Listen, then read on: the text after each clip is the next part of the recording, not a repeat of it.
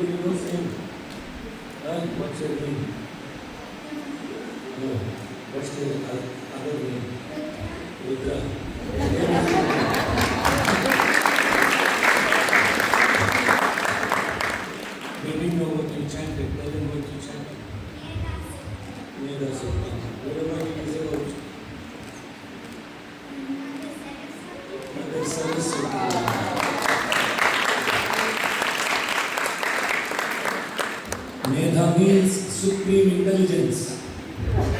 Medha Suktam means how you get supreme intelligence. How blessed to have that. I don't know whether what's happening with the speakers. I'm getting a lot of feedback. And this beautiful Suktam helps one to know the difference between what is unreal and what is real. That is the benefit of that Suktam. Those are big words for a, how old are you? 8-year-old. Wow, so beautiful, huh? When did you start learning Vedas?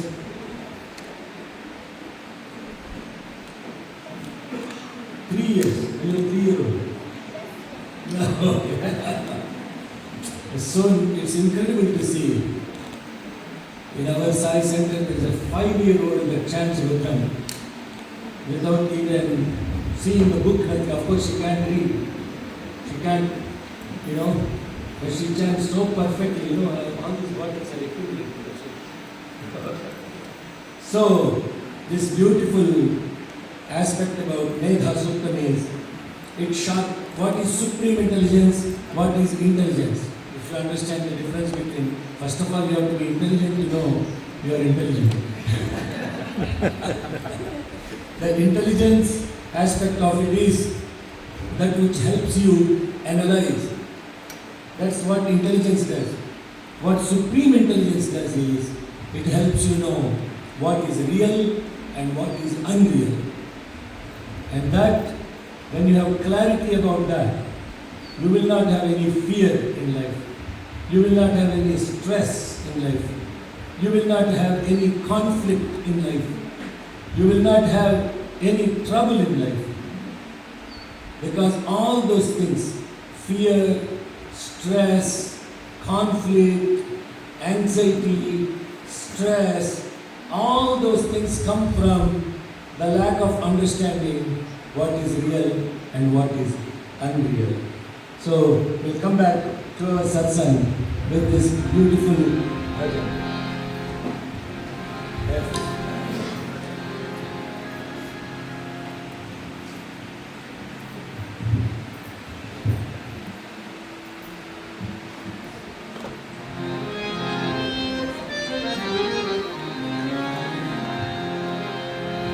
हे निराकारी अल्लाह, हे अवतारी प्रभु,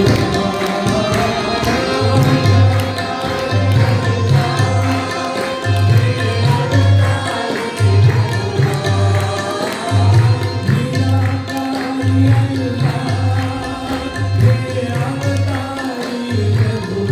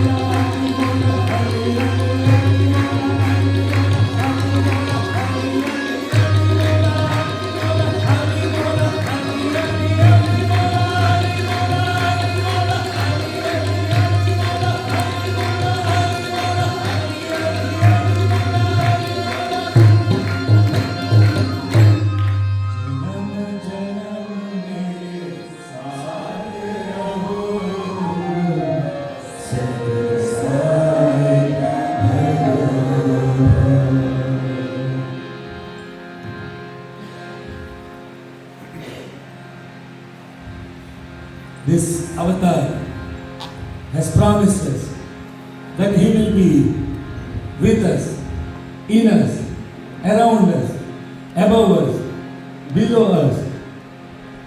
What does that mean? And then we said when we come back, we will look at this thing called, what are the three words we look at? Kavil, come on, remind them. The one Adhikaya, the one Adhistikaya, the one Adhikaya. Awareness, Veda Rakshana. No, I said don't use Sanskrit words. The upliftment of the Vedas. Not upliftment of it, no. Raising. Be present. Yes. Be present and tell in English.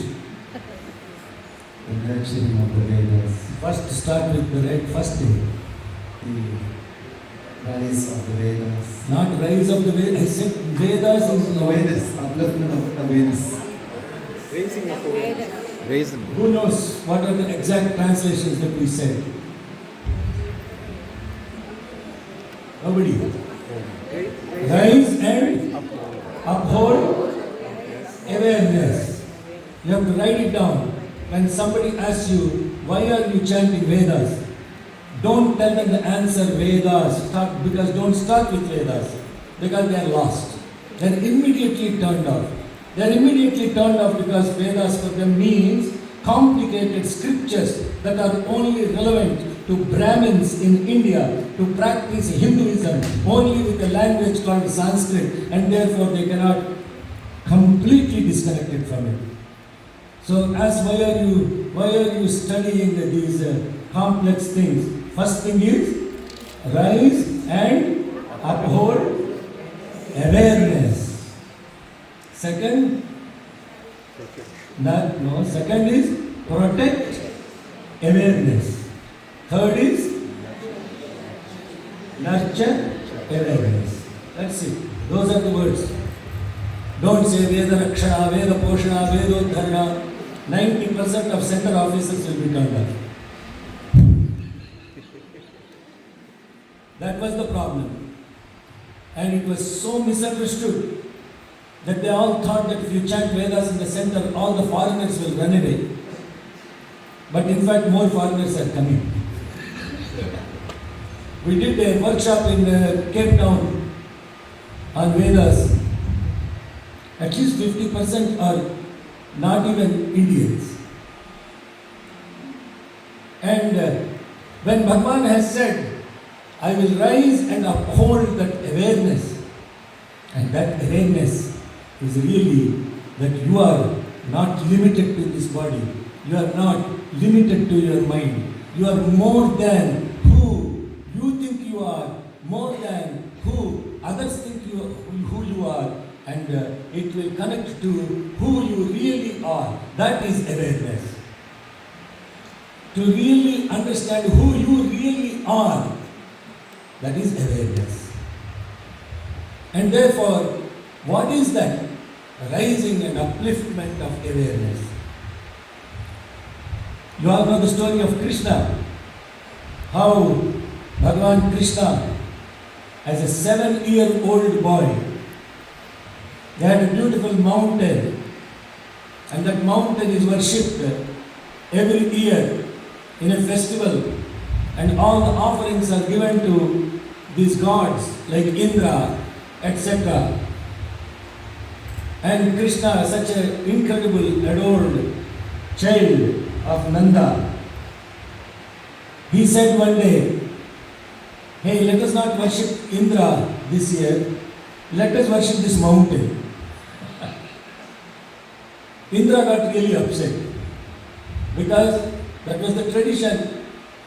And then Indra, when he was upset, sorry, I don't want to, these rulers, they have this maniac nature, autocrats. And even in gods, that thing is there. So this Indra's ego got really hurt. How come this 7-8-year-old boy, who is nothing before me, how can he decide that a mountain should be worshipped and not me to be worshipped?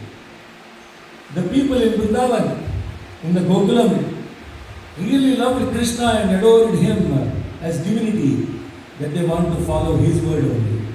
So they all started worshipping this mountain. And then that was happening, Indra got upset. And then what did Indra do? Indra started sending huge wind, thunder, thunderbolts to shake up the entire Gokulam. The cows were running here and there. Children were afraid. It was such a thunder rain that was coming. And they all looked at Krishna. Krishna, please help us. And then when Krishna looked at the state, he lifted the mountain Govardhana with his little finger and held it up like that. And then he said, come all of you, come take, be rescued under this mountain. Govardhana Uddharana. Now understand, Govardhana is the mountain, Govardhana is the mountain, and the one that Ud means rise, Dharana means hold. He lifted the mountain up and held it up so that all these cows and everyone came and took rescue underneath that. And then when that happened, Indra asked Varuna, the rain god, hey, how are they doing down there? They seem to be fine. They are fine. Send more rain. He asked Vayu, the wind god, how are they doing? Oh, they are all fine. They are all happy under the mountain. Happy under the mountain. How are they getting the food? Already now 2 days passed. Krishna is still holding the mountain up. And then Krishna told, don't worry about our food, water. Just look at my eyes. Look at me. That's it. You will not feel thirsty. You will not feel hunger. You will not have any of that problem. Then you see how incredible the devotion and the love of those devotees there in Vrindavan. Nobody has any problem at all. Nobody was hungry. Nobody was thirsty. And they were all singing the name of God. Ni padyavalalakinchu chagulu Ninaadu vakyambulaya Ni peiran paricheyu hastayugamulu Ni murtipai choopulunna Ni padambulakada mokku shiramulu Ni sevapai chittamulu Karunala Nirega Patrechaya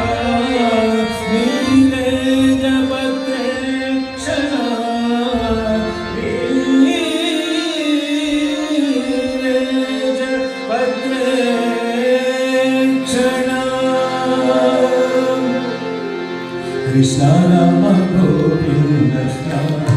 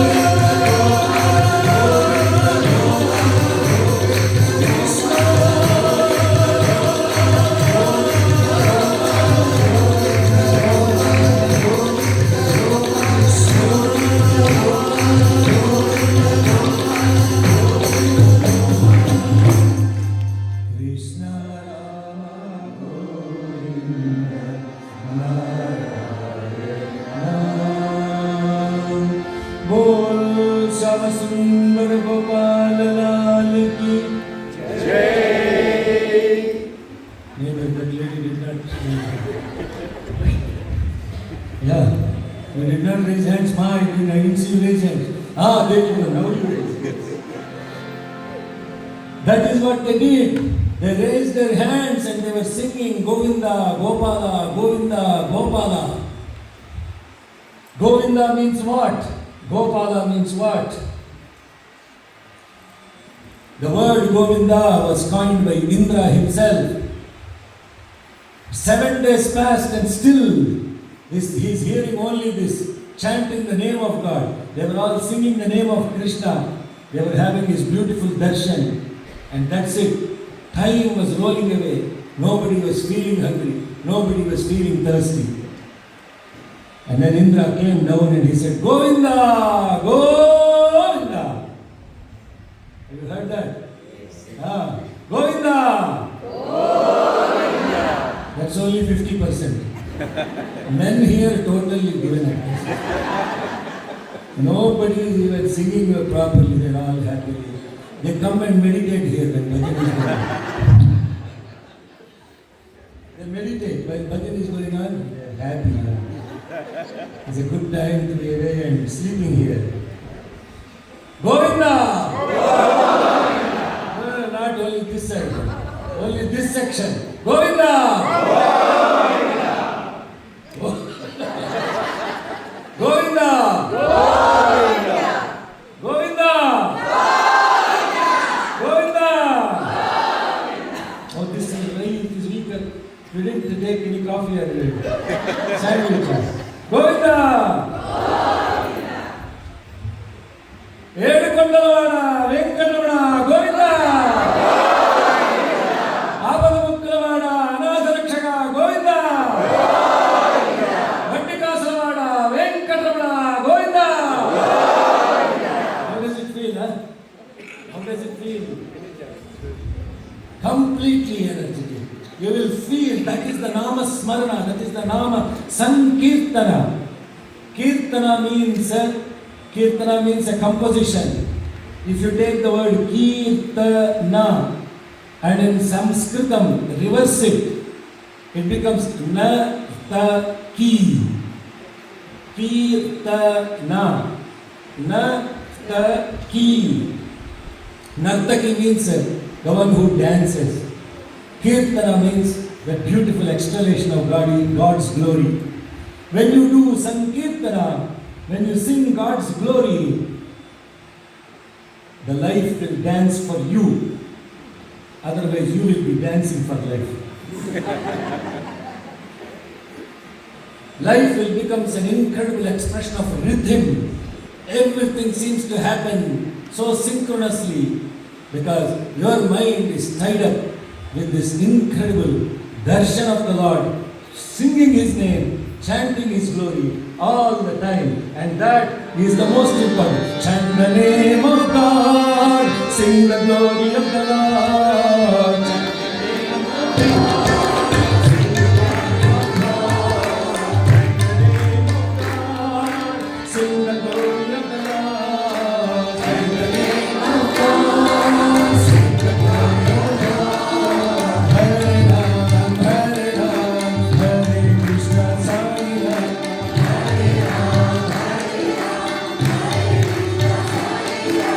Hare Ram, Hare Ram, Hare Krishna, Sai Ram.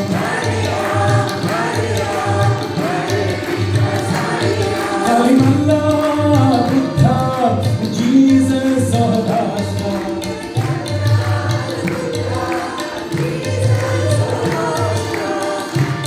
Now go to English, sir. No English. You can sing English, sir. Hello. 90% of Sai devotees, I don't understand that the moment English bhajan is said, they're all looking like a real what is he saying? I don't know. Huh? Call him Allah or Buddha, Jesus, Zoroaster. Say Ram, Rahim, Mahavir, Sai Natha. He is all names, he is all forms. choose anyone. He is all names and all forms, Almighty One. English only, no? So far you understood what I am saying? Okay. 1, 2, 3. Kalimala, Jesus,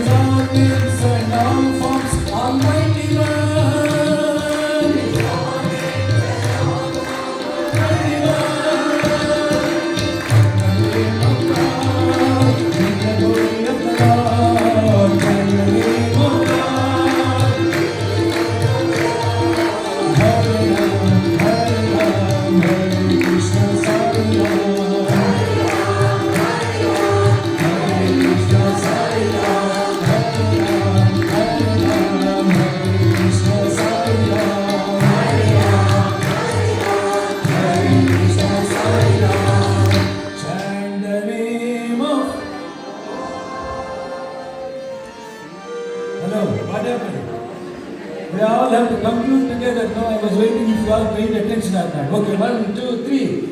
Chant the name of the Lord. Chant the name of the Lord.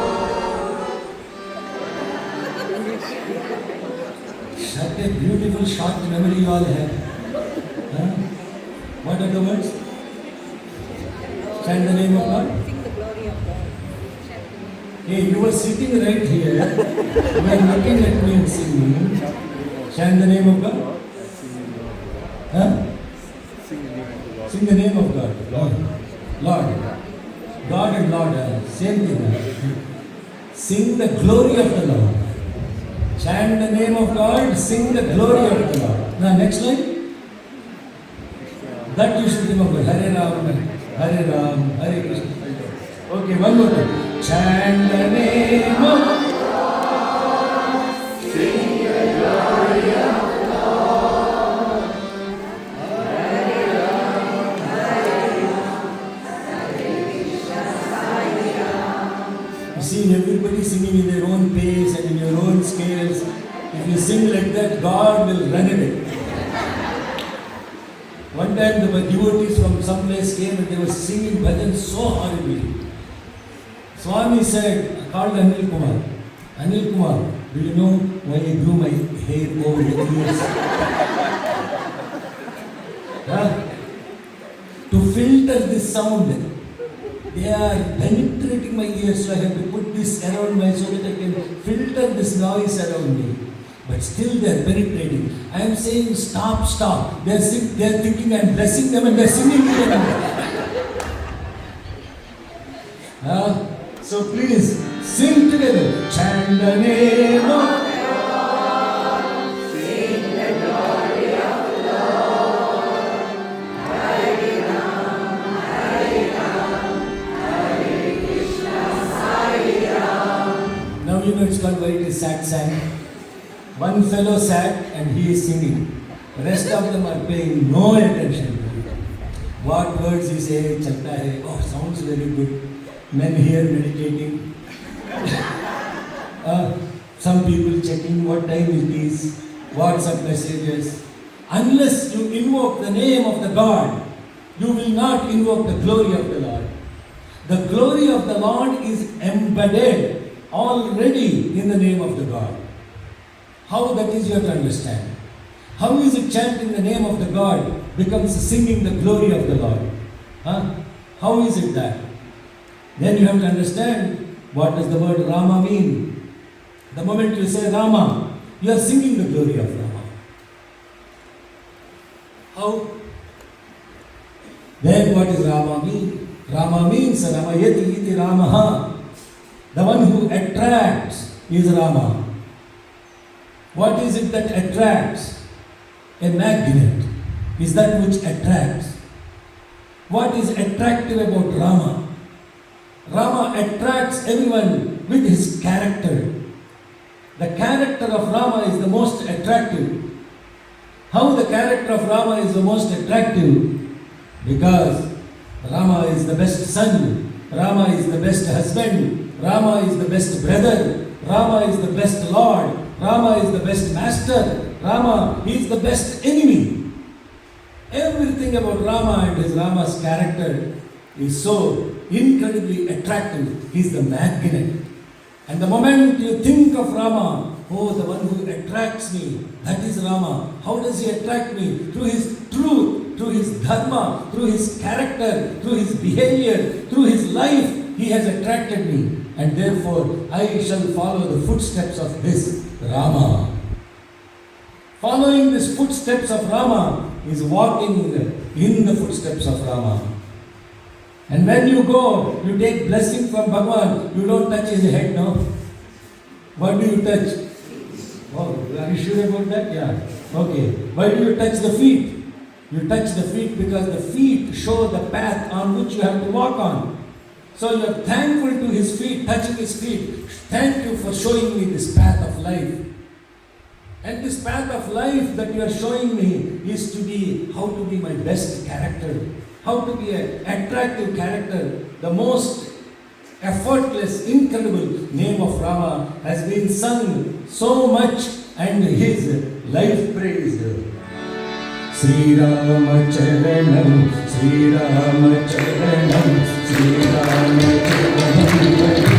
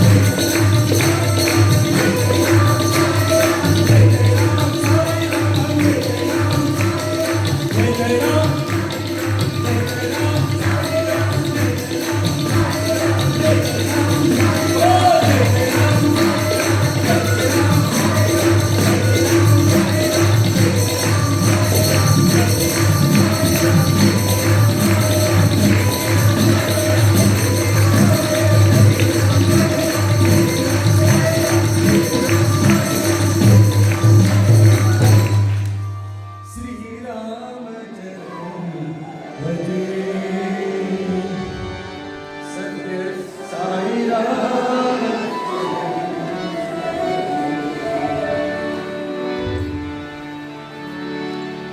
That is the glory of Rama. What is the glory of Krishna? How is saying Krishna sings the glory of Krishna. Only in the word Rama itself you are singing the glory of Rama. Only in saying Krishna itself you are singing the glory of Krishna. Bhagavan said, when you understand the names and what they mean, you will be able to at least have a goal and to be able to relate to these beautiful names as guideposts of how we should have our life. So, Krishna, Krishyati iti Krishna. The one who serves is Krishna. That's the first meaning. The one who serves is Krishna. Akarshayati iti Krishna. The one who attracts everyone through his love is Krishna. Karshayati iti Krishna. The one who plows our heart and transforms, that is Krishna. Krishna's life is all about love and service, nothing more than that. Bhagavan has described very beautifully what an incredible servant Krishna is. When he promised Arjuna that he will be his charioteer, can you imagine God being your charioteer? The one who is driving your chariot. The title is Parthasarathi, means a driver of Partha. God took a title called Parthasarathi, the driver of Arjuna. What a humility that is. And then when he was serving this Arjuna in the battleground, because he is the charioteer, he has to take care of the horses.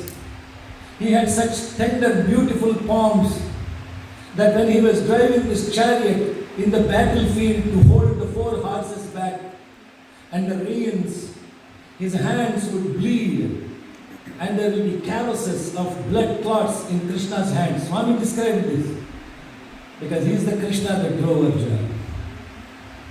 And so therefore every evening he will take his horses, wash them, take care of them, prepare the chariot ready for Arjuna for the next day battle. At the end of the war, when the war is over, Arjuna was expecting Krishna to come and open the door because that's what the drivers do. So he was waiting for him to come and open the chariot door for him. Krishna said, please get down, Arjuna. Said, no, by that time his arrogance has already gone up, his ego, that he was the fighter, he was the warrior, and Krishna was just a driver. See how incredibly egoistic the mind is. He forgot that God was his charioteer. And therefore, Krishna said, no, get down. He listened to Krishna and he got down the chariot. Arjuna said, go back, few more feet. And then Krishna got down the chariot and then he went to Arjuna. The chariot went into flames. And then Krishna told, you are not the one that fought this war. I fought this war. Every missile that was coming from Karna, Bhishma, Drona, All those missiles, their negative energies, I have taken it upon myself. Some of them were taken by the Hanuman that is sitting on the flag. So Arjuna, you did not fight this war. I fought this war. You were simply the guy who is only sending the arrows. Choose God as your driver. He'll take care of it. But don't sit in the car and give directions to Krishna. Let a lady's voice do it. Don't give directions to God when He is the one who is driver. Once you give the keys, don't do the driving. He'll take you where you need to go. He knows what route to take, where there are no accidents, where you will be safe, where there will be no robbery, where there will be no hijacking. All that He'll take care of it. How He takes care of it? He takes care of it because in His divine hands we are all safe and protected. You are my safest place. I am always in your sacred hands. You protect me, Lord, whenever fear comes near. I believe in you, as I believe in you, and I know that I am strong in the love of my Lord. I believe in you.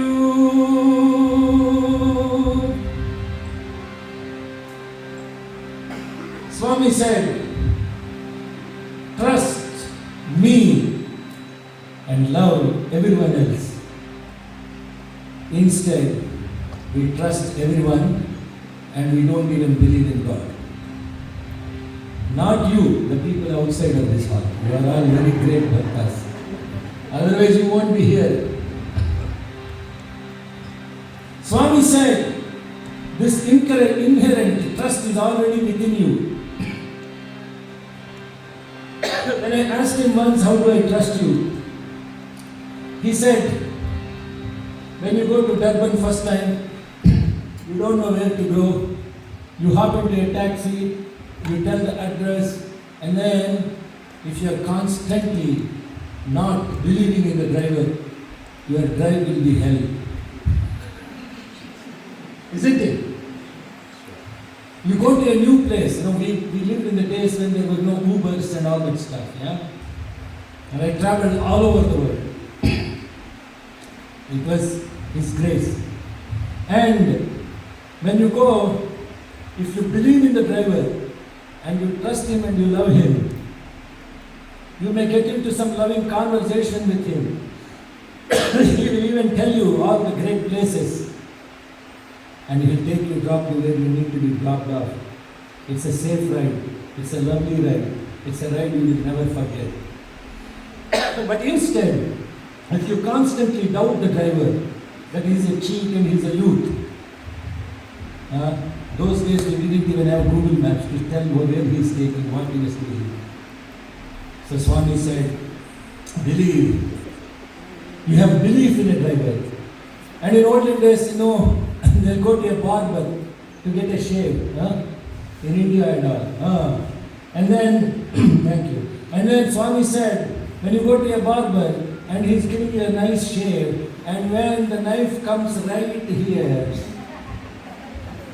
you are not thinking whether he will cut the throat or shave the beard, no? You believe that he is going to finish the shaving only. But if you don't trust the barber, your life will be hell. Therefore, you go to a doctor, you believe in the doctor. You go to a barber, you believe in the barber. You take a taxi, you believe in the driver. How come you don't believe in me, who is taking care of you day in and day out? in you, around you, above you, below you. What has taken upon this human mind? Why doesn't it unconditionally believe and surrender to the Lord who is within? What is the reason?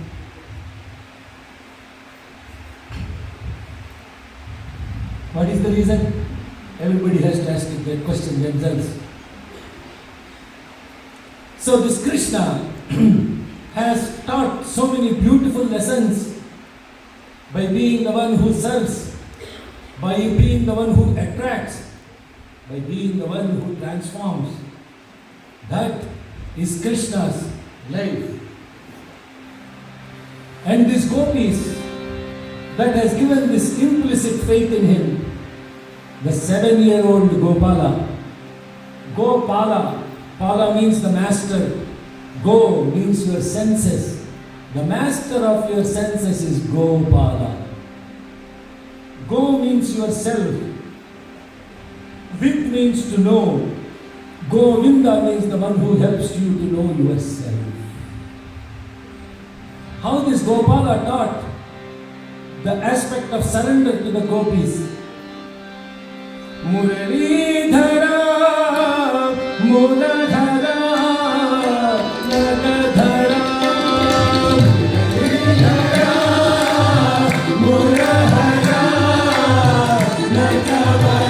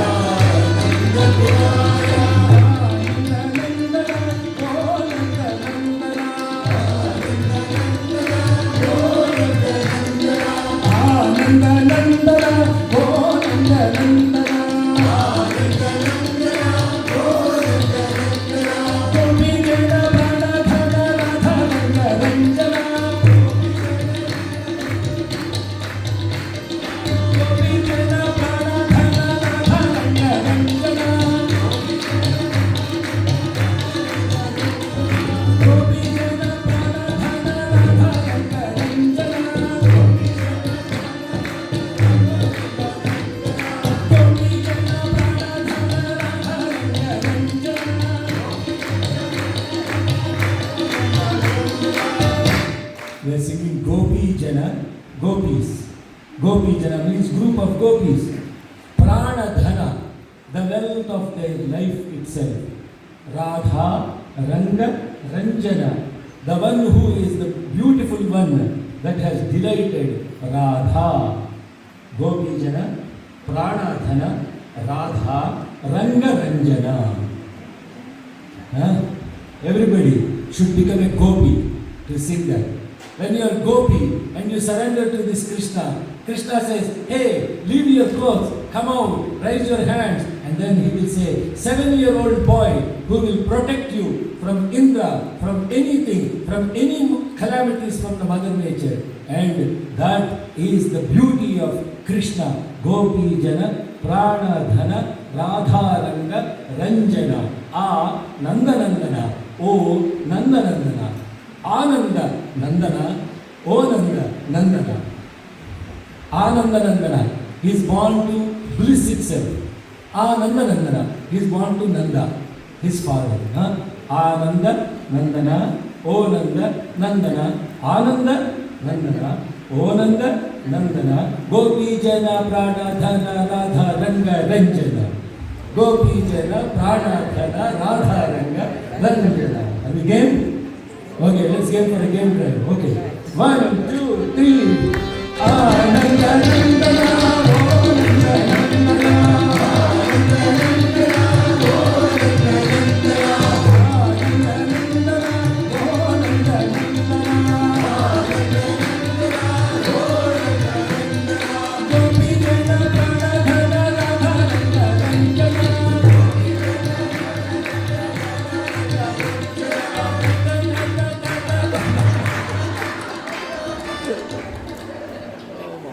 Jana Prana You want me to sing in the 0.5 speed? Gopi Jana Prana Dhana Radha Ranga Ranjana. Gopi Jana Radha Ranga Ranjana. I see Auntie Sally. Yeah. Gopi Jana Prana Dhana Radha Ranga Ranjana. Radha Ranga Ranjana. Now he is writing it down.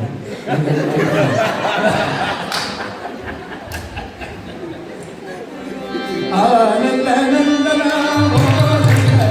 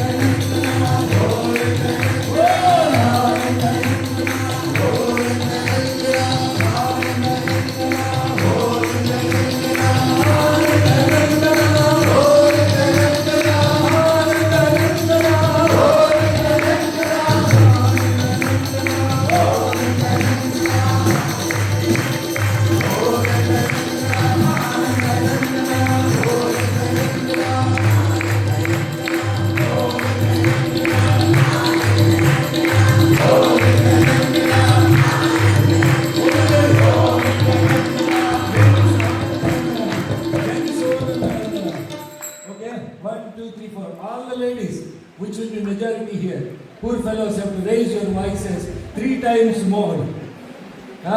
They will say Anandanandana, and ladies should not sing Anandanandana. Only the gents will sing Anandanandana. Okay? 1, 2, 3, 4.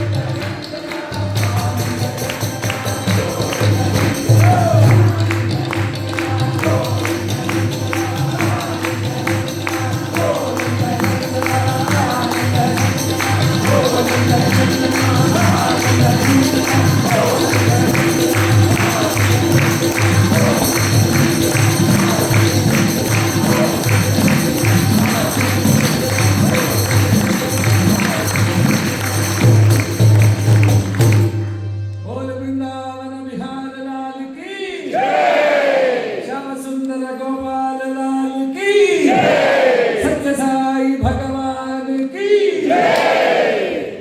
One fellow is keeping his hands up because he doesn't want to bring them down and raise it again. Why do that? You are such a smart fellow. I am saying all these things and you just keep it like that. Hands up. So now you see, in the ecstasy of singing this name of the God, we shall automatically forget all the troubles. No distraction of thought comes. Imagine now, I didn't want to go to the 15th street, okay? When you sing this glory of the God, and then there's ladies there outside that work here, they were all dancing too. How that happens? Automatically, your body, your mind, your whole system will connect to the name of the God. If it did not, that means you have not surrendered. There is still something in your head that is bringing you down. I don't want to sing. All this is below my elite status. Or I cannot sing like that. Or I cannot clap like that. All this is mental story. 100% your mental story. It's nothing to do with singing the name of everything, every atom, every particle will vibrate to this name of God. How can it not? Monkeys, birds, bears, everything vibrates to the name of the God. If it did not vibrate, if it did not connect, there is something in you that is holding on. And you have to figure out what that is. May God help you all.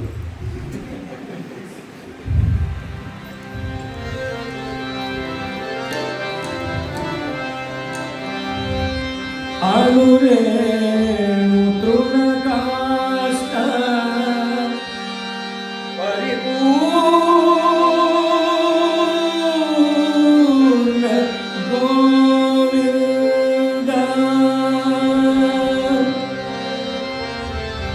Nirmalatmakavadi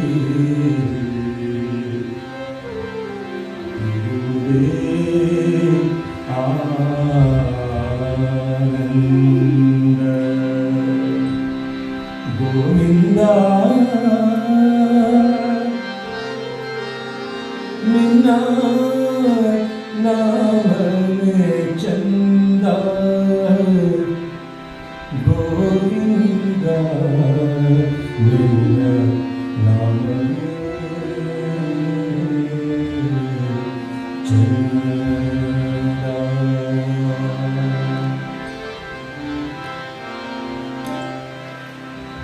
Anu, Renu, Truna, Kashtha, Paripurna, Govinda.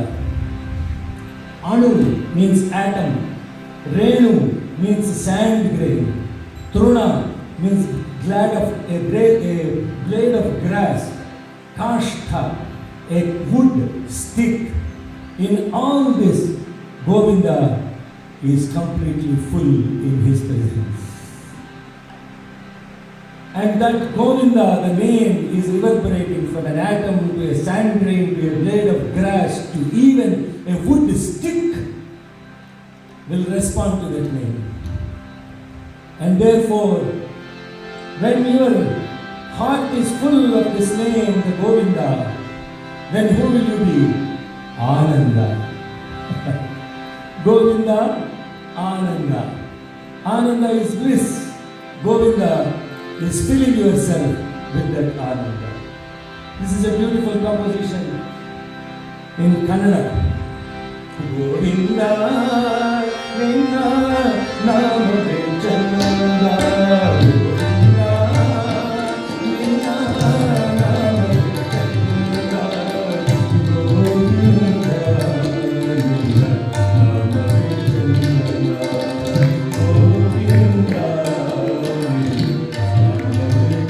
Govinda.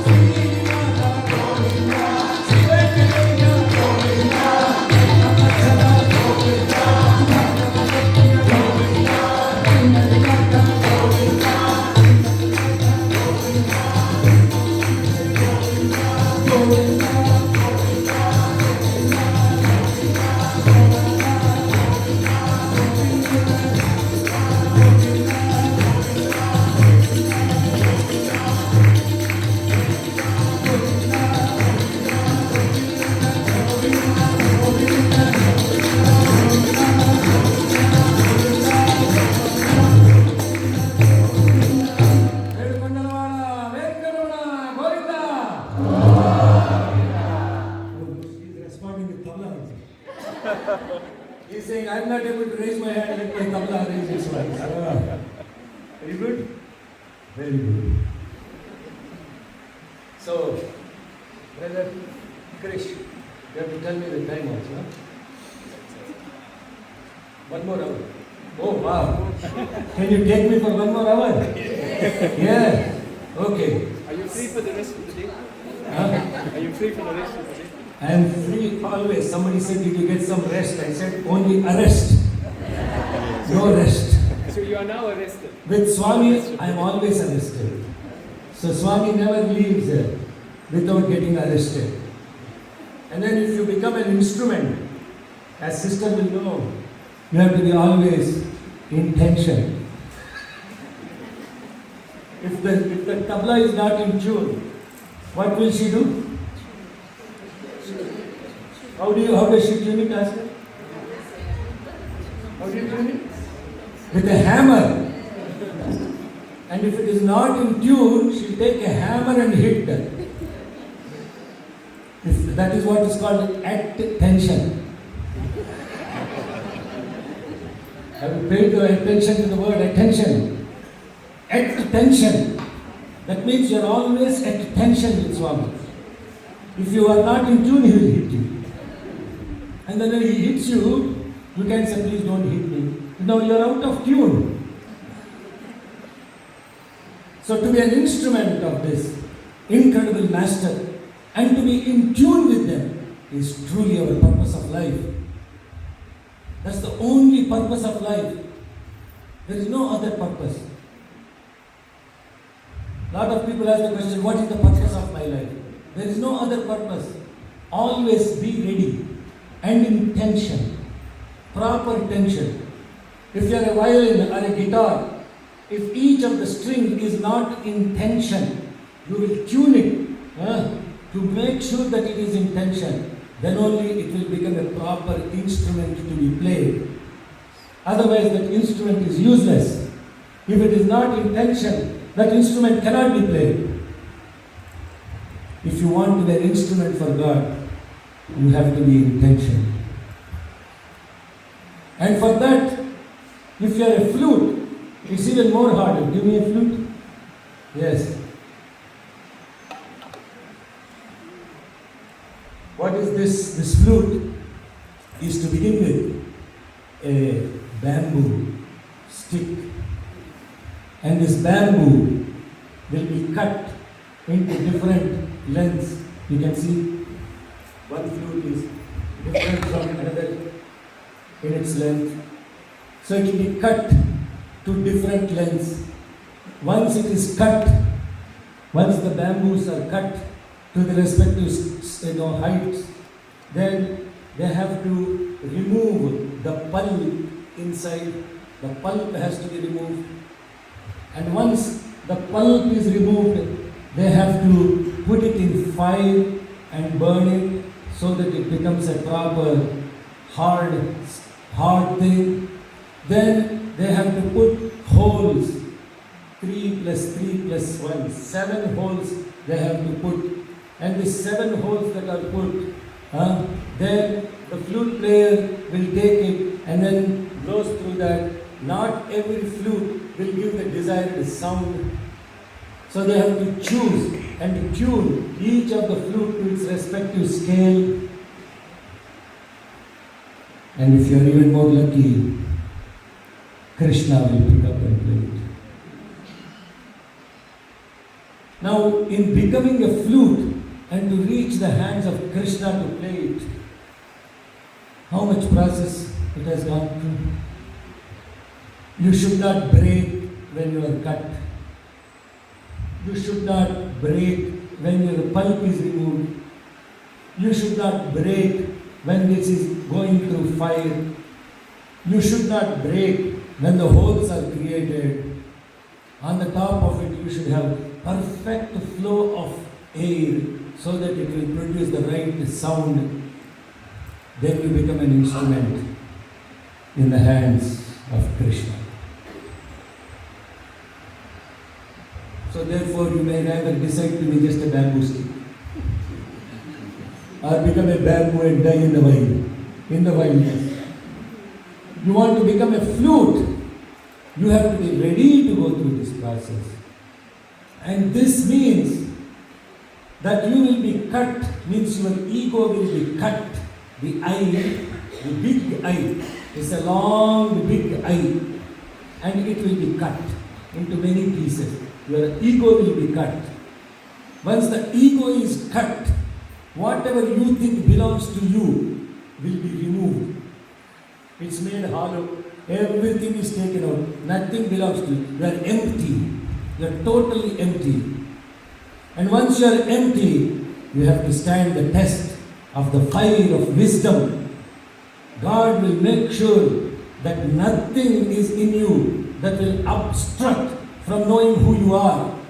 And therefore, you have to be subject to this fire of wisdom. And when this fire of wisdom is burning you, it's turning you hard, then He will take, there are 9 holes. There are 7 holes actually within you. The 7 chakras, each of the chakra is 1 hole here. God will take and blow. And then you will produce the beautiful music that enchants the entire world. That is the essence of being an instrument. So Bhagavan says,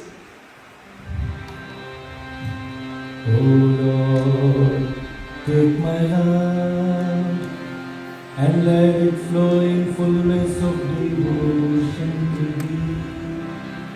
O Lord, take my hands and let them work incessantly for Thee. O Lord, take my soul and let it merge in one with Thee. O Lord, take my mind and thoughts and let them be in tune with Thee. O Lord, take my everything and let me be an instrument." This prayer is written by Bhagavan himself for his students. That also is in English. Will we find difficult to sing? Okay, all of you know this? In the tune also? Okay, very good. Now let's all offer ourselves on this centennial year celebrations of Bhagavan Sri Satya Sai Baba. If you choose to be his instrument, sign up. Make sure how your life will be transformed. It may be hard. There were 2 stones lying in wilderness. One fellow went and told the stones, "Hey stones, you want to come with me?" And then the stones asked, "Where?" "There will be this place where you will be worshipped by thousands and thousands of people." And then one stone said, "Oh, what does it take to do that? I am going to take you and chisel you, break you up, and then take out what doesn't belong to you. And therefore, you will become who you need to be to get worship." One stone said, "No, that all of that is too complex. I just want to let you know. Come on, take the other guy. He's ready for transformation." Neighbor. We don't care how we are. Neighbors should be perfect. We don't care how we are. Our children should be perfect. How you are, it doesn't matter. Hey boy, hey. Swami said, "Cheppinattu chestara." Do you do what you tell? And therefore, spirituality is for neighbors. So this neighbor stone said, "You go. And this incredible sculptor, he took this stone and the boulder, and then he converted this boulder into a beautiful statue of Krishna. And this beautiful statue of Krishna was then installed in this beautiful temple, and that boulder, which became Krishna, by losing what does not belong to it, turned into this beautiful statue of Bhagavan and where that statue was shaped. So now, for us to be becoming those beautiful Krishnas in the hands of the incredible sculptor, we have to be ready for him to chisel and remove what doesn't belong to us. And to do that, we have to first offer our own faculties at his lotus feet. Oh Lord, take my love and let it flow in fullness of devotion to thee.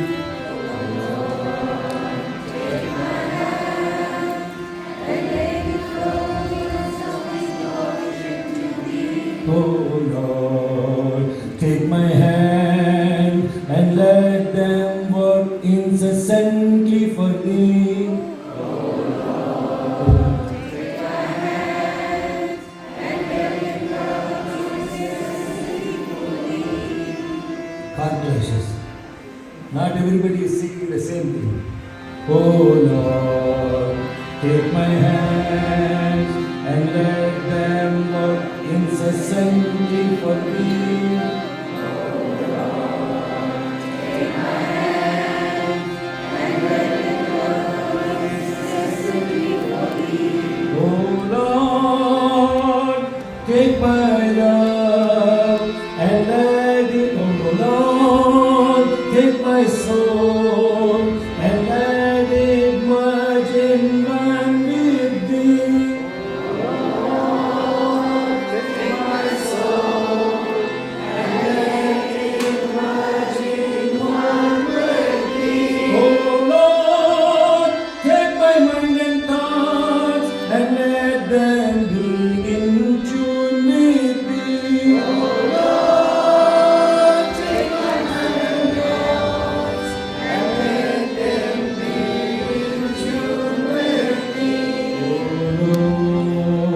Take my everything and let me be an instrument.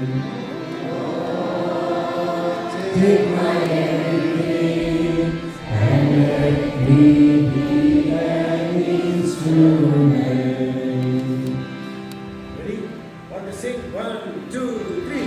Oh Lord, take my hand and let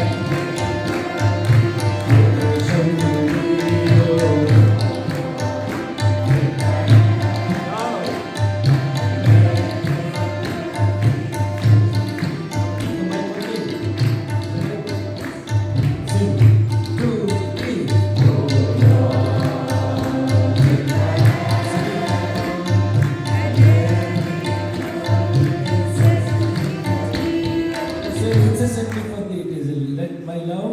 Love is what?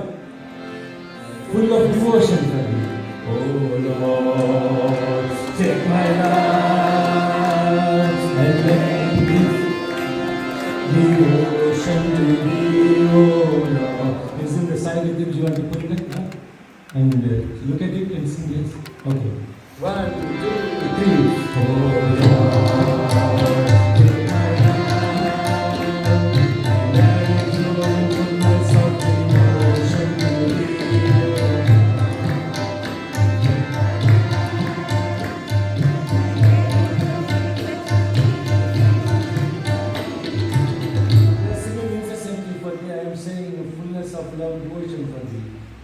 You are one step ahead.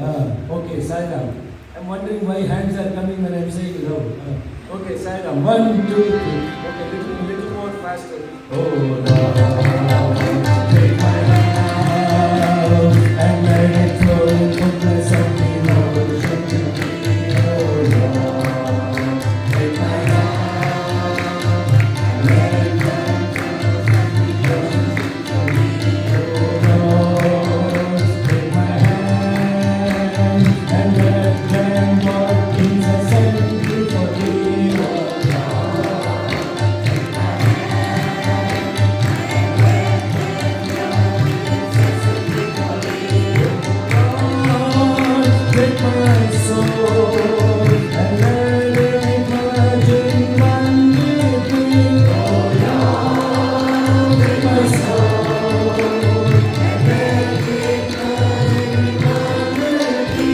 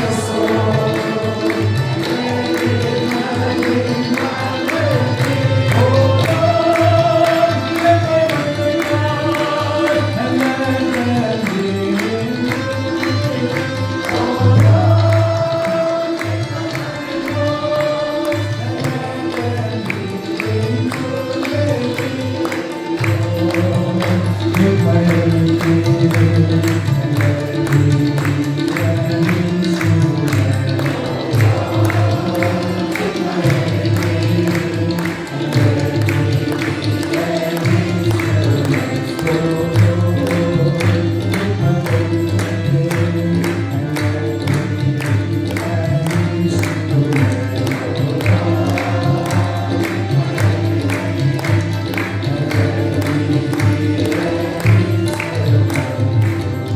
of God. Take my hand and let it flow in fullness of devotion to thee.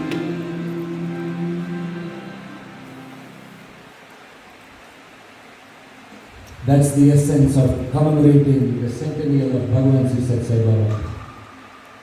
And when that happens, we will truly become SAI. Bhagavan says very beautiful 3 sentences. Bend the body, mend the senses, end the mind. Now, you don't have to read any scriptures. I'm telling you, brothers and sisters, Bhagavan's teachings is enough for this life and to eternity. What Bhagavan says is Veda. What Bhagavan speaks is Veda. Vedas are what Bhagavan has spoken. They are the breath of God. Because awareness is breath. If you take the word awareness, how you are aware of yourself? By breathing. You know yourself, you are aware of yourself through breathing. So that awareness of the entire cosmos. See, every being, like brother said, Vic said, 8.4 million species. Of 8.4 million species, 8.4 million species of living things on this planet, Earth only. Of that, human species is 1.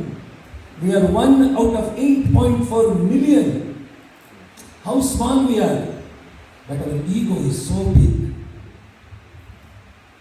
And this 8.4 million species, everyone has their own breath and their awareness. No?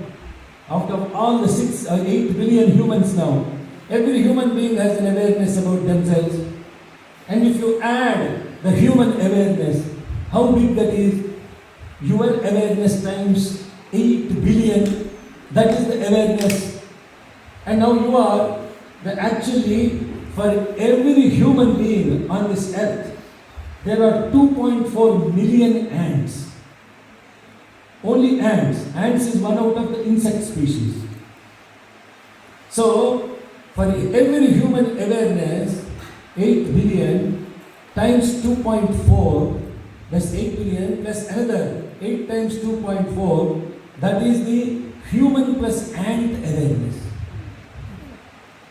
And now, if you take all the species, what their awareness is, how big that awareness is, it's incomprehensible. That awareness of the entire universe is the breath of God. So when Bhagavan says Vedas are the breath of God, you have to understand how incomprehensible that is.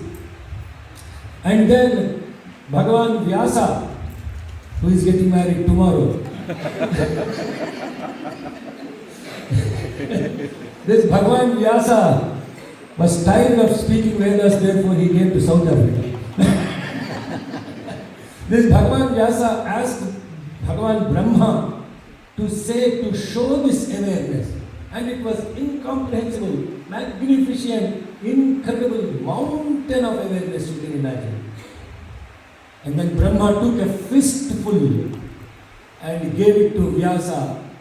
From that mountain, he took a fist and then he gave that fist of awareness to Vyasa, and those became the 4 Vedas. Now where are we in that awareness? Are we aware of ourselves? So when you connect to that awareness of the Vedas, you are connecting to the universal awareness. And therefore, that universal awareness, if you want to give it a name, it's called SAI. This awareness within us is manifest through our body, through our senses, through our thoughts, right? Body, senses, thoughts. Take these three things out. Who you are? Zero. So Bhagavan said, bend the body, mend the senses, end the mind. Bend the body means service. Mend the senses means adoration or devotion. End the mind is illumination. Service, adoration, illumination. S-A-I. What is that? Hello, you are all silent. Are you meditating deep sleep or what? What is service, adoration, illumination? The first letters together. Louder. Okay, there you go. So when your body is in service, it forgets about itself, and then it feels peaceful and happy to give it to others. And therefore service is the first principle of connecting beyond yourself. When you actually connect to yourself beyond this body, that is the first aspect of service. You are aware of something else outside of you, so your awareness from within has expanded to another person. You see the hunger of another person, and automatically you share something that you have as food, or you share something as clothing, or you share something as shelter, or you share something as knowledge, or you share something as money, the resources. Then yourself has expanded to somebody else, isn't it? And when that happens, how do you feel? Very happy. In that moment when you are selfless, in that moment when you have expanded yourself, you feel happiness and peace. Therefore, service is the predominant thing to go beyond the body. So then, expansion has happened. Senses. The senses are constantly driving you outside. The only thing they will do is take you to internet. Data. Lot of data you have accumulated. Imagine how much data you have accumulated that every month you are paying some money to buy more space and put more junk pictures, videos, everything that you are storing. For years and years you have accumulated data. And you want more data, more data, more data. For what reason? Have you ever thought, for what reason all this data you are accumulating? Like this, your senses are filling you with memories that are absolutely useless. And most of them are stifling you. As you means not you mean me also. I'm not excluded, I am also in the same group. So what happens beyond the senses? The senses are creating data, lot of data. And this data slows you down. When there is lot of less data, like that 8-year-old Rudra, they are very happy, jumping and doing whatever you want, feeling. Then slowly the 2 legs become 4 legs, means get married. And along with the 4 legs, more legs are added. Father-in-law, mother-in-law, brother-in-law, this-in-law, that-in-law. In-law, not in love. You are legally attached to them now. They become more beads. Beads means more bondages, more attachments. The bird that was flying now became a caterpillar. It can barely move. It's a millipede, centipede. Very sluggish. Cannot even move. Cannot get up at morning 5 o'clock and chant the Vedas. And then you put this alarm clock and that will go and you look at the snooze button. And then you go to sleep again. And if you want to sleep 10 minutes extra, set the alarm 10 minutes later. Why you press the snooze button? And if you really don't want to get up, why put an alarm? Have you understood all this principle? That means you have not rested enough and your body and the senses are not ready. to get up and go to work again. Why? What happens in sleep? What happens in sleep is that all the data that you have created during the daytime with your senses creates so much disorder in your brain, so much of entropy, so much of chaos in your brain. The senses need to be 50% down and the mind 50% down so that all the data is cleared and more order is created. And when you are in deep sleep, there are no senses operating. There is no mind operating. That is complete system shut down. And when the complete system shutdown happens, everything comes back to order again. And when everything comes back to order again, you will jump out and you will be filled with the energy to start a new day. Are you all with me? Yeah. If I am not making any sense, huh? The only person who knows you have slept very well is who? You are all thinking, I know. Either your husband or wife only. How they know that you slept well? Snoring. Hey, he slept very well last night, huh? Oh, did I? How did you know? Because I didn't sleep. You have been snoring. Snoring? No, I don't snore. Come on. Everybody lies about this. They don't want to acknowledge that they are snoring. Huh? But, brothers and sisters, what I am talking about is really the principle of how life principle operates within us. The sleep time is the time when the body will establish its order and everything goes normal. If this did not happen, then you don't wake up with the same energy level. And so imagine during the day, if your mind and senses are not that chaotic and did not create that disorder for you, and everything is already ordered, nothing has affected you, made no data accumulation, you don't even have to sleep, you will be always energetic. Even 2 minutes of sleep will be enough because you're completely refreshed. And that is the secret of sleep. Now don't try this at home. And suddenly if you don't try this, you will be put on Ambien. So do not try this, but experiment with this. Ask the question, how am I spending my day? How much chaos and data am I creating for myself?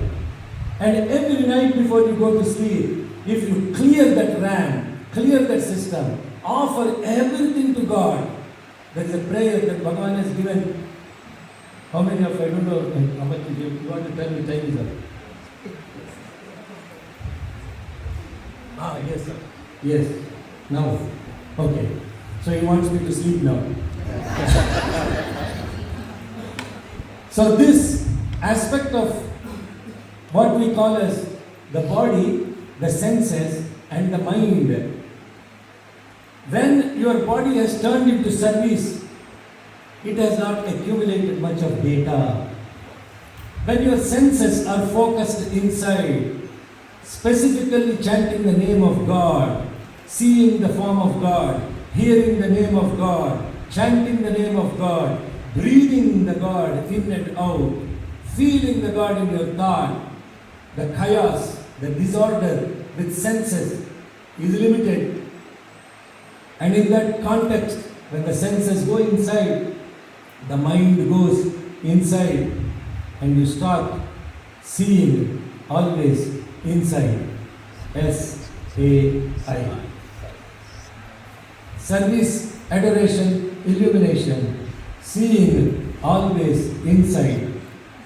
Then life becomes nothing but the reflection of the divine. S-A-I, same as I, S-A-I, so am I.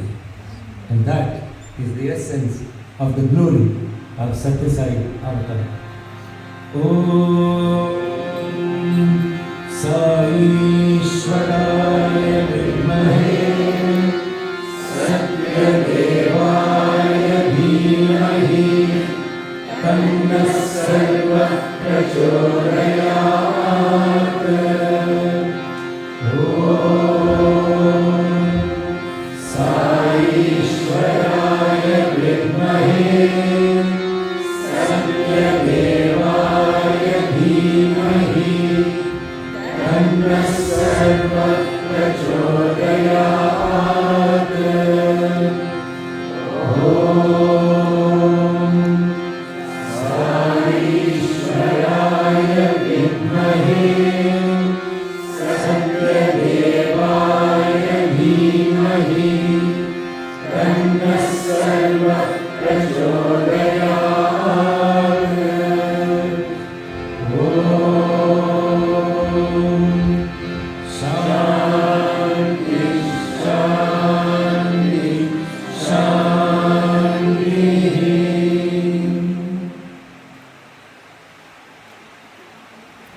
So brother has asked me to give a few minutes for questions and answers. It doesn't have to be questions and answers. You can also Salam. Oops, Is everyone awake? Yes. Put your hands up. All of you awake. Thank you. I think it's always intriguing to listen to a spiritual morning like we have all been through today. And many of us may have come here with a question in mind. And now's the time to ask that question. So if you put your left hand up, I'll know your question. Not both. Just the left hand. Not yet.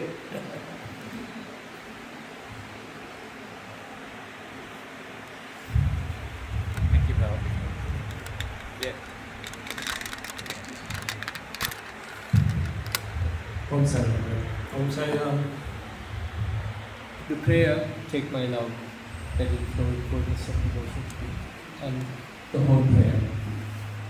Take my everything and let me merge in one with you. Basically, it's a prayer of surrender to Swami. That is one part of offering ourselves to Him. Then comes the next part. Once we have surrendered, Swami takes over and does what Swami knows best, which many of us don't understand. Because when we say, take my everything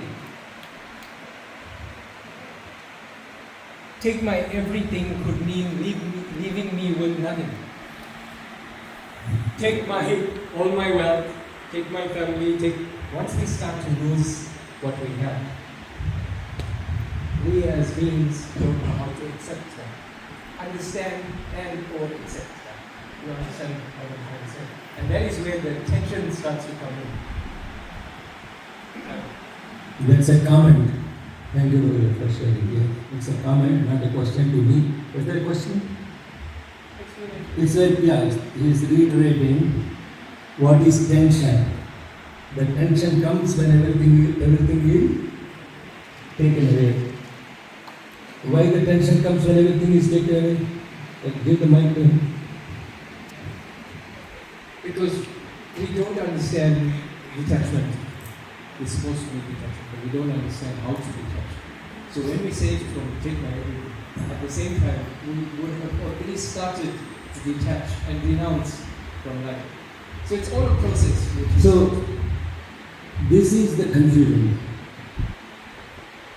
To begin with, it never belonged to you by the Nothing actually belongs to you. That is the biggest illusion that we have, the unreal and the real.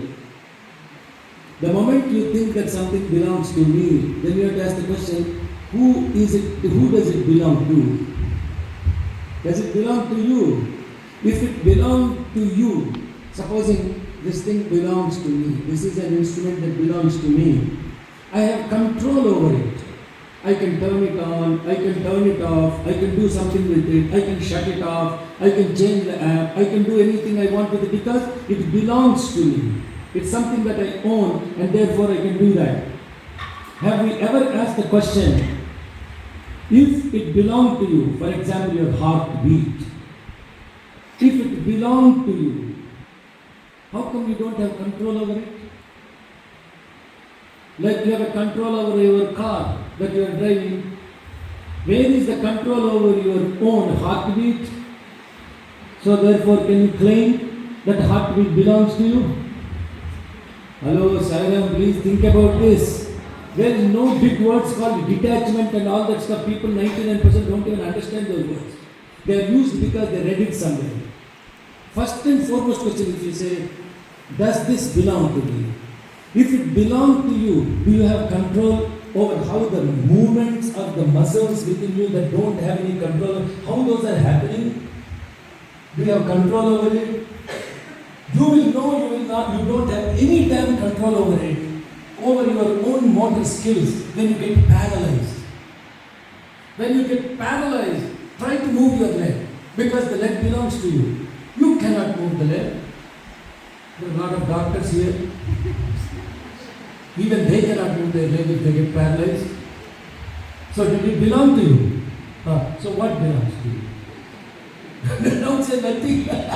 If nothing belongs to you and the one who is controlling it is saying, what is there to surrender? It doesn't belong to you. Therefore, don't use these words like detachment and all that stuff. The truth is, it is an instrument. You say, Bhagavan says very beautifully, you say, my hand. That means you and your hand are not the same.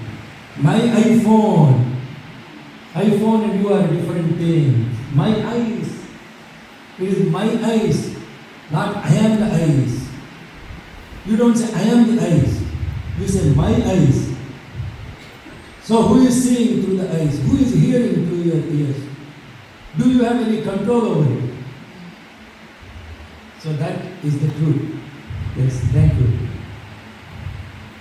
We started with a highly philosophical question. Now everybody will go say, this body doesn't belong to me. I don't need to eat lunch. Don't do that. The others outside will be upset. They work very hard to prepare the lunch. Yes, sister here.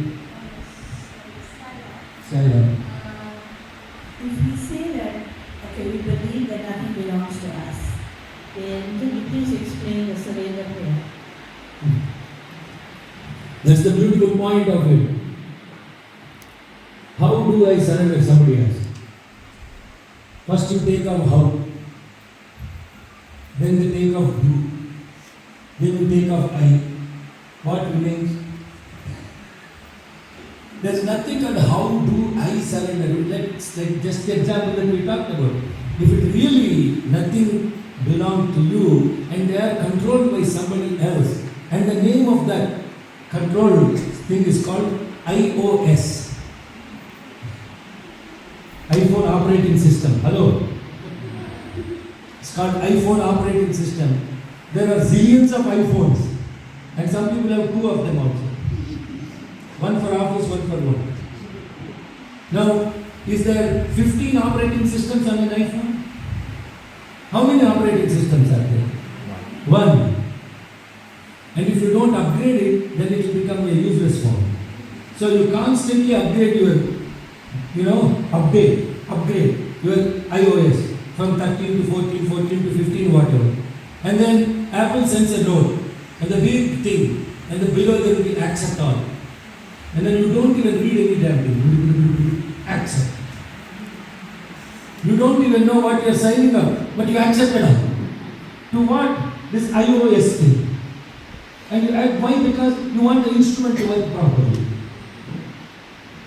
That iOS is what is called Sarishwara. And that is what is operating through all the systems. Some people have not upgraded. Some people are still trying to read, should I or not? Should I surrender or not? What does surrender mean? They are still trying to read it. But when it comes from Apple, they don't ask any of those questions. Accept all. Can you talk about what surrender is now? Yes. What is there to surrender if nothing belongs to you? What is there to surrender if nothing belongs to you? When that comes into our lives, you are automatically surrendered. You have become an instrument. And let me be an instrument. When you are an instrument, you have to be a perfect instrument. When your iPhone, it has to be perfect. upgraded, all apps on it, saving your photos, everything working properly. Google Amma is telling you the right direction. Just use this as an example. I'll tell you another thing about, beautiful thing about this. This thing, physically, the iPhone, physically, when it cracks, when it dies, do you cry? You cry now, in your iPhone. You go buy a new one, no. In fact, if this is not an I don't know what mine is, I think it is a Pro. If it was an iOS, iPhone 8 or something, it is useless. I throw it away, bring the new model, brought a new model, no. So you don't weep over an old model, no. So that is your body. It comes and it goes. And there is data stored on this body. On this body, there is a lot of data. And that data actually is not stored totally on this guy. Hello, you understand? That data is stored in iCloud. How it is stored? It is stored as encrypted. Because unless you encrypt it, it won't be protected. All your emails, everything will be open to public. Therefore, the data is encrypted. The data is also compressed. If it is not compressed, then it will take a lot of space. So therefore, all your pictures, all the data, everything on this. Hello, I'm telling you, probably you don't even know about this. If I'm giving you more information, my apologies. But at least try to understand that this is your life, huh? Whether wife is there or not, you don't care. Life, this is life. You will be so much stressed out if you forgot phone somewhere else. This is the reality of our lives. We have identified ourselves totally with it. Not only that, for 2 minutes you cannot have your mind still without seeing who posted on WhatsApp or who posted on Instagram. Why? Well, because your mind is completely taken away by something that doesn't even belong to you. And therefore, when this data is stored, this data is compressed, encrypted, stored in some iCloud. And this guy breaks. And then you buy a new phone. And then the guy says, you want to restore your data? Yes, I need to get all my contacts, my phone numbers, my photos, my all of that stuff. Did you back it up? Oh no, I did not back it up. Sorry, you lost all of it. But if you backed it up, even though this is a brand iPhone, when you log in with your username and password, all the data will download.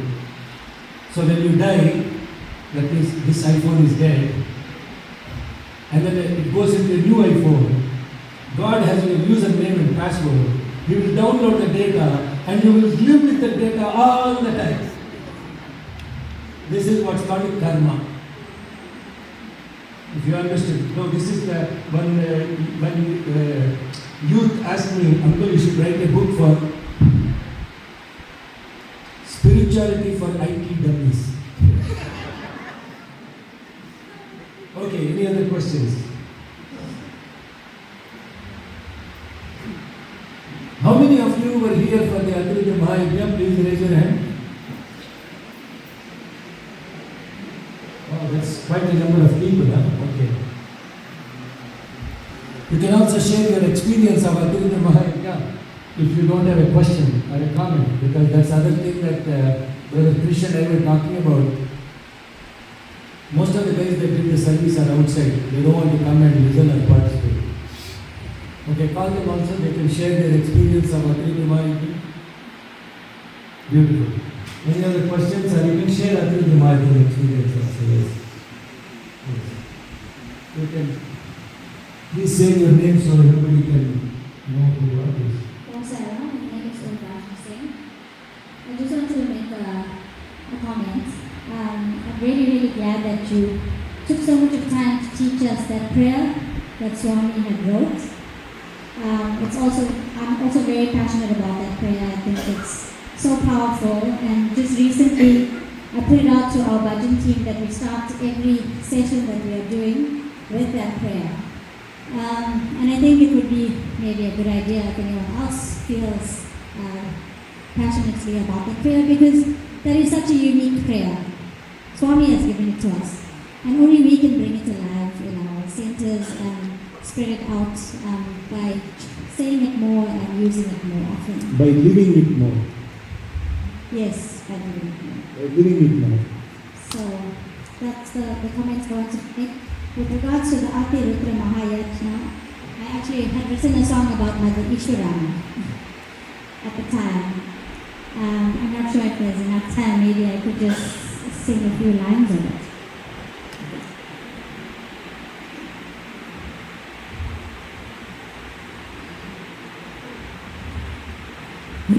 Papa, did you know that your baby boy would transform as a tiger? Ishwarama, did you know that your baby boy would bring back water power? Did you know that your baby boy is the embodiment of truth? This child that you've delivered has come to awaken us all. Ishwarama, did you know that your baby boy would educate the nation? Ishwarama, did you know that your baby boy would heal all of creation? Did you know that your baby boy is the embodiment of truth? This child that you've delivered has come to awaken us all. Ishwarama, did you know? Did you know? Did you know? Ishwarama, did you know? From the truth to truth, from darkness to light, from death to immortality. Love walks the wall, God never heart is the greatest gift of all. Ishwarama, did you know that your baby boy is such a remember? Ishwarama, did you know that your baby boy is our Prana? Did you know that your baby boy is the embodiment of truth? That secret child you're holding is the great I am. Ishwarama, did you know? Did you know? Did you know? Ishwarama, did you know? Thank you. I want to call upon Richard, Sadie, and Pranil, all the incredible KZN. Please come here and let us all convey our heartfelt gratitude. Prakash, all the people that served at the army unconditionally, and my heartfelt gratitude and appreciation to brothers and how hard they work.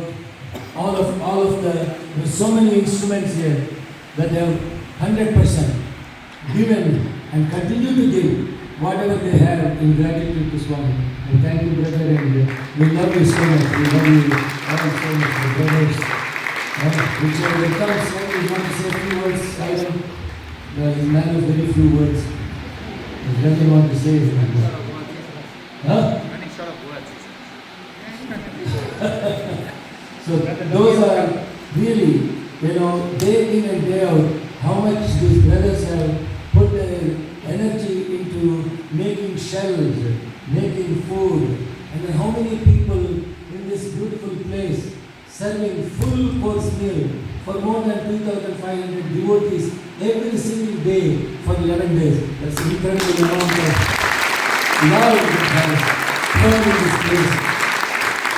And when we are part of that river of love, and we are just a raindrop falling into that river, you will certainly meet the ocean. If you are simply a raindrop that has fallen in a desert, and you are not part of this river of love that is flowing in service, you will never reach the destination. So let's all pray and be part of this incredible flowing river of love and service to Bhagavan in Durban, in South Africa, all across the world. Jai Sai Ram.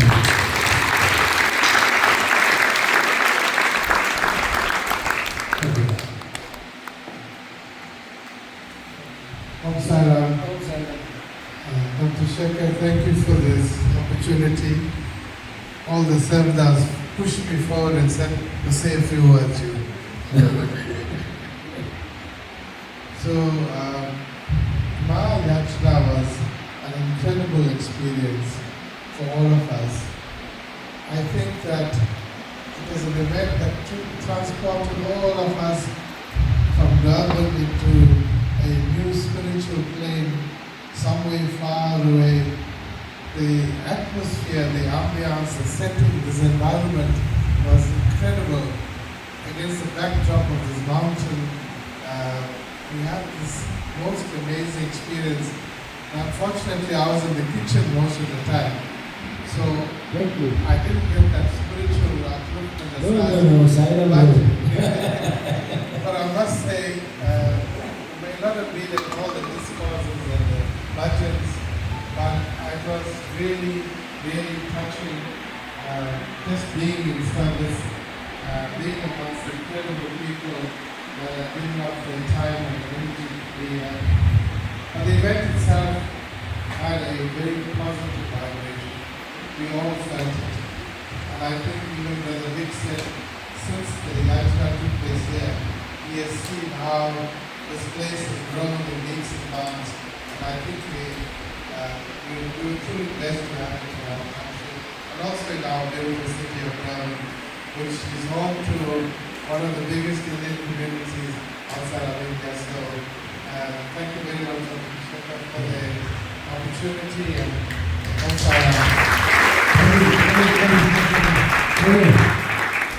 If you don't come, I'll call your name. And this brother,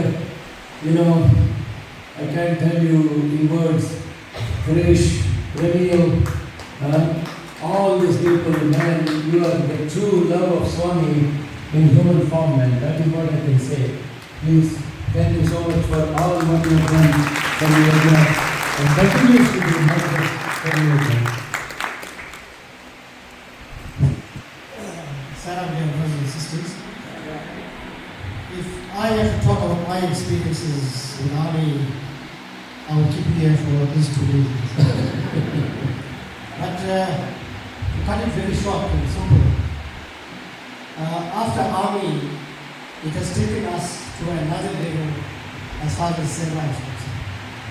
And I want to use this opportunity to promote what we are currently doing, and obviously it's something that we learned from the army. Because to put it very simply, we never knew Brother Shekhar from the army. But, planning meetings that we used to have on a weekly basis, he has taught us so much that, we have aligned ourselves with all his teachings. And today, when it comes to planning for an event, it's no difficult task for us basically, all because of him.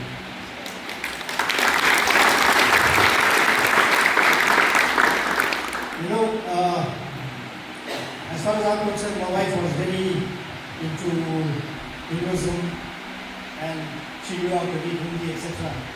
So for her to learn the Vedas was very easy. And I can tell you, I tried 3 times with Brother Kabir's classes. I went to a certain point and I just didn't have the time to complete the class. So I said, it's not meant for me, and that will be it, she can continue. But when Brother Shekhar mentioned, I think one of the Rudram events, that you don't have to be a pig. I took some solace in the fact. As long as you can feed the bellies of people, that is the true event. That's absolutely the truth. Every person that served in the kitchen, every person that served the plate in this hall, every person that washed the plate out there, every one of them is a Ritvik. Not the people that sat around home and chanted the mantra. And my brother said his wife is very easy chanting.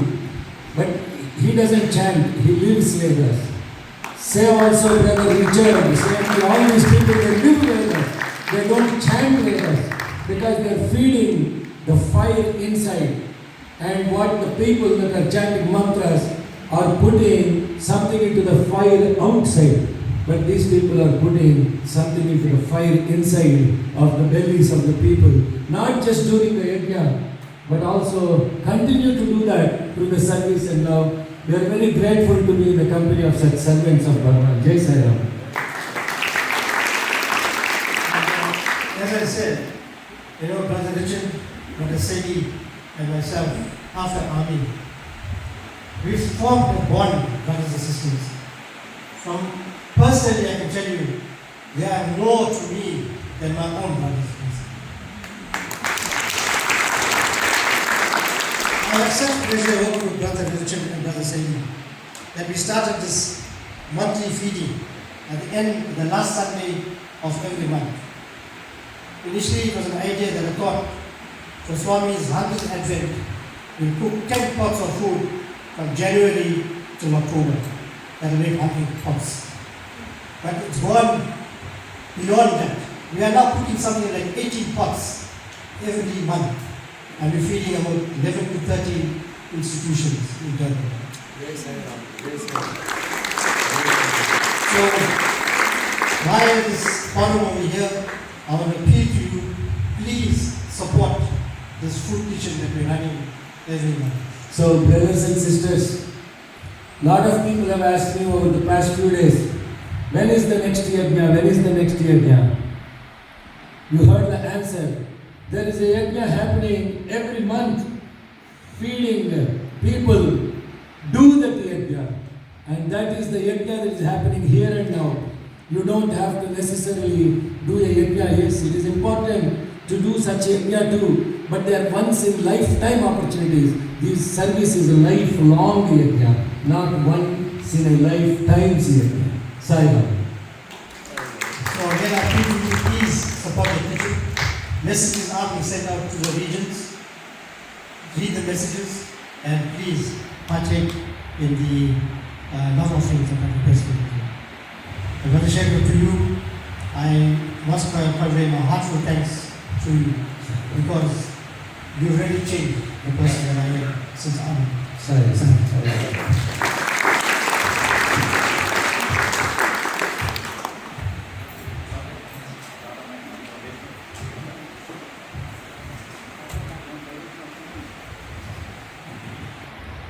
I can tell you that I'm also part of the monthly seva, and the inspiration is standing right here.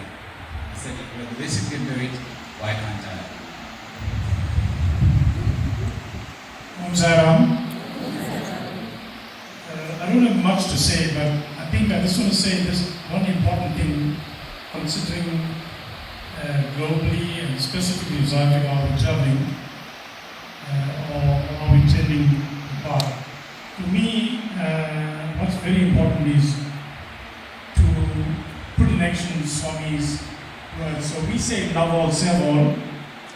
We need to make sure we ingrain that and enrich it within ourselves to love all and serve all. So if I can just take this opportunity today to tell you that if you can always remember love all, serve all that Swami taught us and don't get involved beyond what's happening in globally. And that will keep us close together. So whether you've got a neighbor that belongs to a different faith, or you've got a relative or someone at work that belongs to a different faith, support everyone equally and just live the values that Swami has taught us, which is number one, to love all, serve all, and render your service either in seva or whichever way you belong to, and take it to a level where you personally, because Swami always tells us, we do this feeding continuously and so many people come and join us, and there's all, there will always be challenges when you're doing something like this. And one of the things that Swami teaches us is that when we're serving, we're not serving an individual, we're serving. We're serving an individual with the question what it's doing for you. So if it's not transforming you And if you don't introspect and change, then you're wasting your time doing seva. So love all, serve all, and the change that you do within yourself is so paramount in making sure that we serve Swami. Thank you.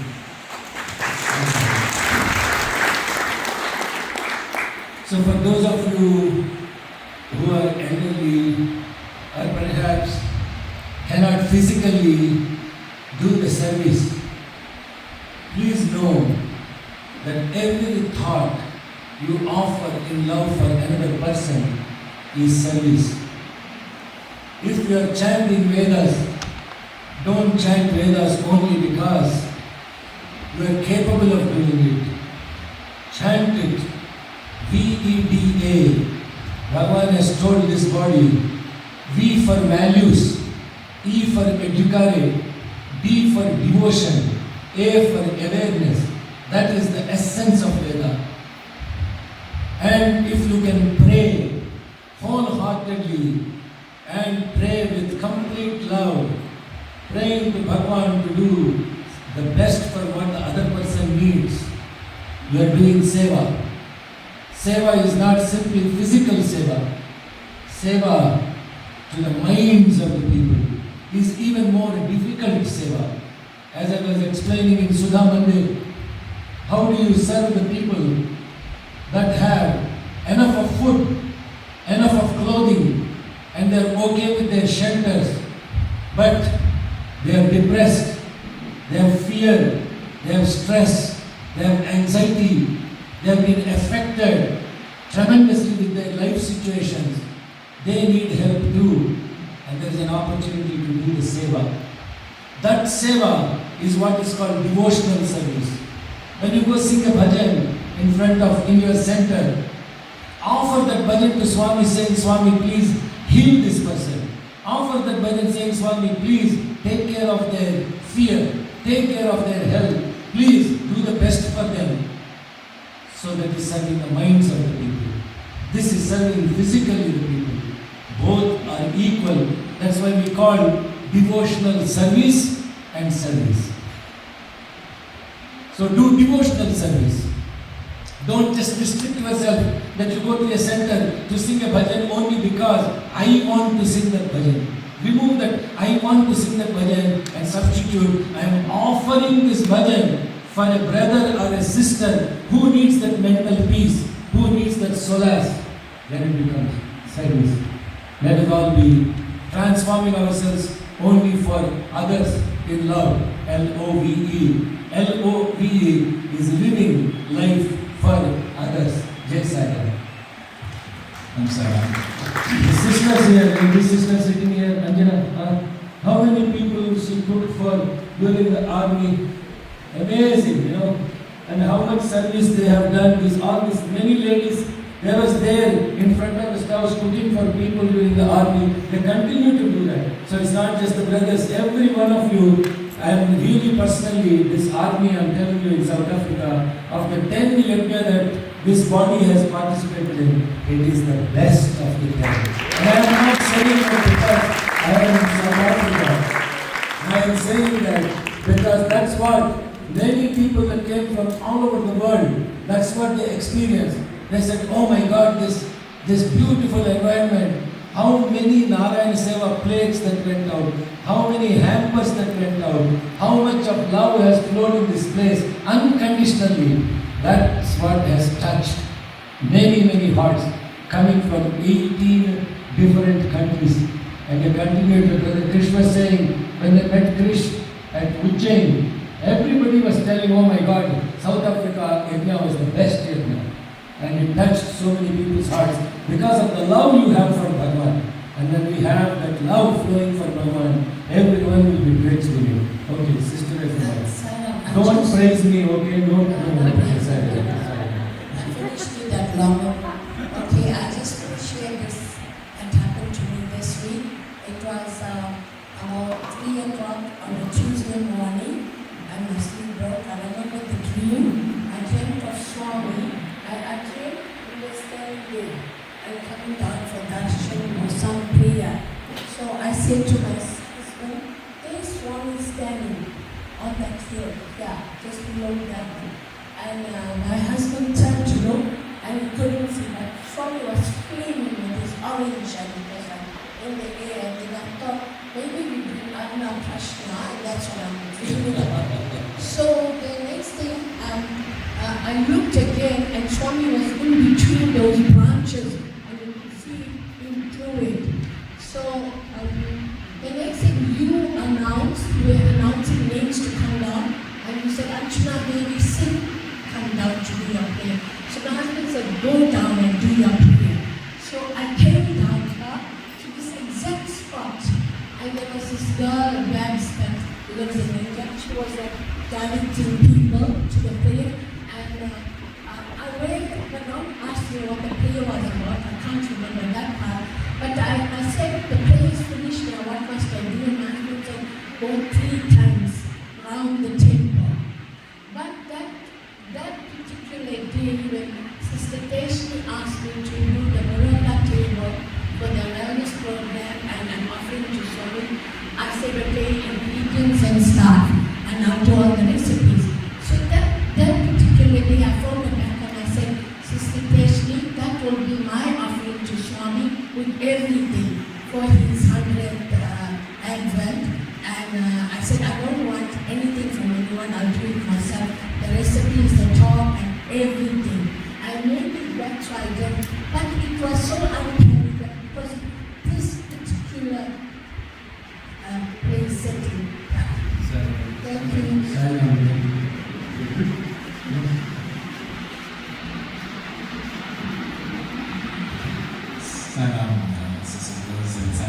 Thank you so much for your feedback.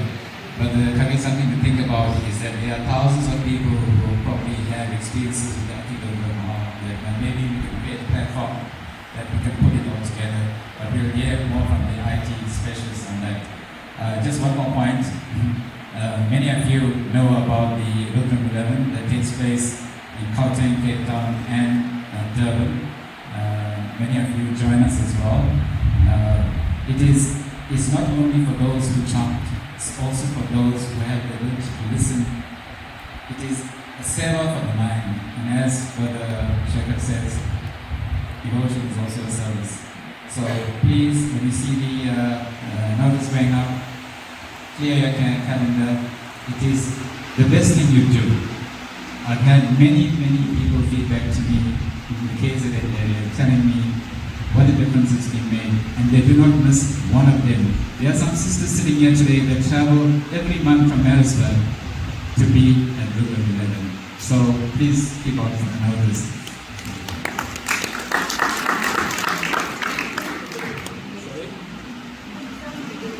Yeah, the next for the July event, we'll confirm the date next week. The July 14th Rukram 11 event will be hosted from Johannesburg.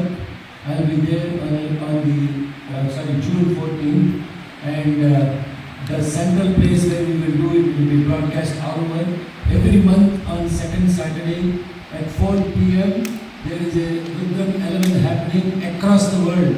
People are joining from India, from Australia, from Malaysia, from Russia, and from Europe, and from Argentina, from Brazil, and from Canada and USA. The entire globe is doing the Rukram, and that is every Saturday, 4 p.m. South Africa Standard Time. So June 14th is the second Saturday, and that will be hosted from Johannesburg. Just want to, if you are able to join on Zoom, there will be that event that will be circulated as well. Okay? Sorry. So in July, we have in KZN, we just confirmed the venue. So the venue will be on the 14th of July from 1, because we had agreed previously being 10 and start early, so it will be from 1 to 4 p.m. at the Civil Surveyor here in Vietnam, which has this most amazing window. So just note the date. We will post something, but just note it's on the second Saturday of July. It will be our next face-to-face meeting here at KZN.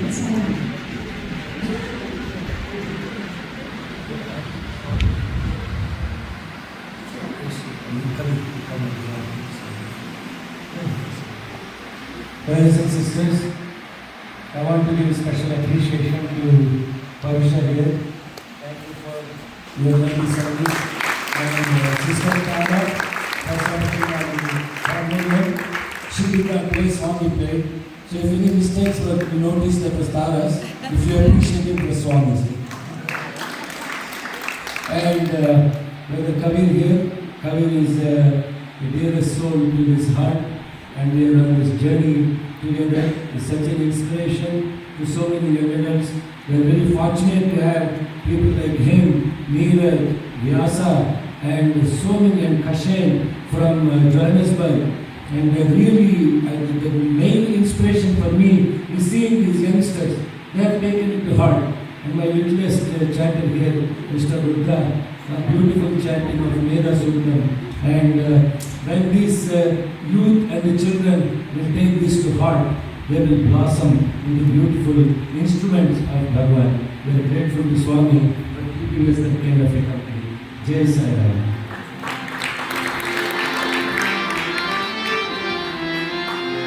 We'll sing May the Love is Sharing, followed by Aarti. Let's go to Kabir to come and give Aarti.